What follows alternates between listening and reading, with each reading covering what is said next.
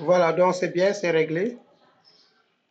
Nous allons donner un peu 2 minutes à mademoiselle Sergine Natacha de nous donner son domaine d'activité et savoir si on peut mettre en place une base de données décisionnelle, un entrepôt de données concernant son domaine d'activité. Merci.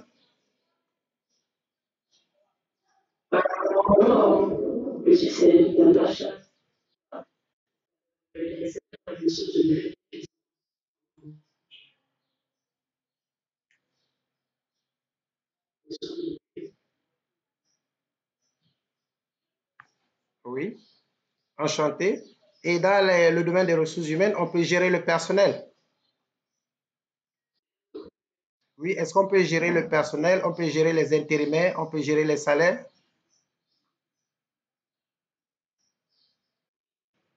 Voilà, donc, D'Acosta, vous voyez, vous pouvez être inspiré sur cette discussion. Vous pouvez avoir un entrepôt de données qui gère les salaires dans une structure.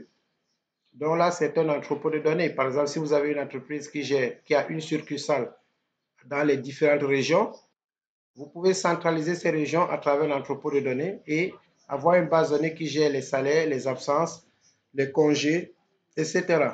Donc, une base de données multidimensionnelle. Donc, si quelqu'un peut s'inspirer à avoir un sujet pareil, il faut le modéliser, avoir une table de dimensions, des tables de dimensions et une table d'effets.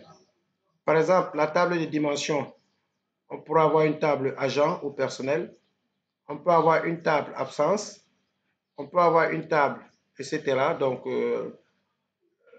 c'est selon l'analyse que vous allez faire de cette situation et les règles de gestion données par le DRH ou bien le responsable du capital humain, vous pouvez dégager une très très grande base de données. Exemple de base de données qu'on a faite pour la SONES ici, qui gère le personnel, qui gère le calcul des salaires, qui gère les congés, qui gère les sanctions, qui gère les avancements. C'est une base de données complète qui va être utile et qui va rendre les tâches automatisées. Merci. Donc, je vais laisser. On est là, actuellement, on est dans le domaine médical. Donc, la base qui a été donnée dans le sujet concerne le domaine médical.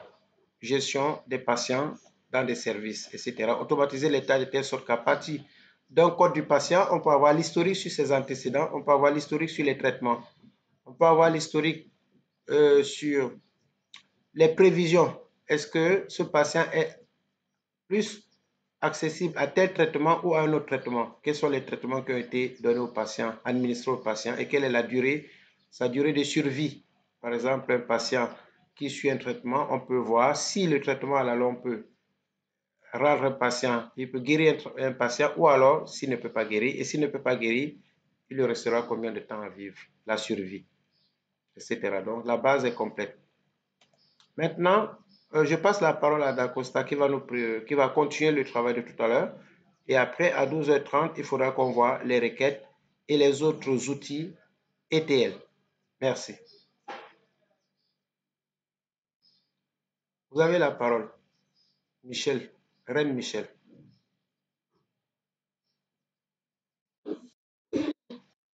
Oui, vous avez la parole. Vous continuez ce que vous avez commencé tout à l'heure pour qu'on puisse voir, même si c'est 2 objets, hein, 2 ou 3 objets, pour qu'on avance, quoi. Nous allons passer à ETL, comment donc ravitailler la base, comment faire l'extraction, la transformation et le chargement des données. Merci.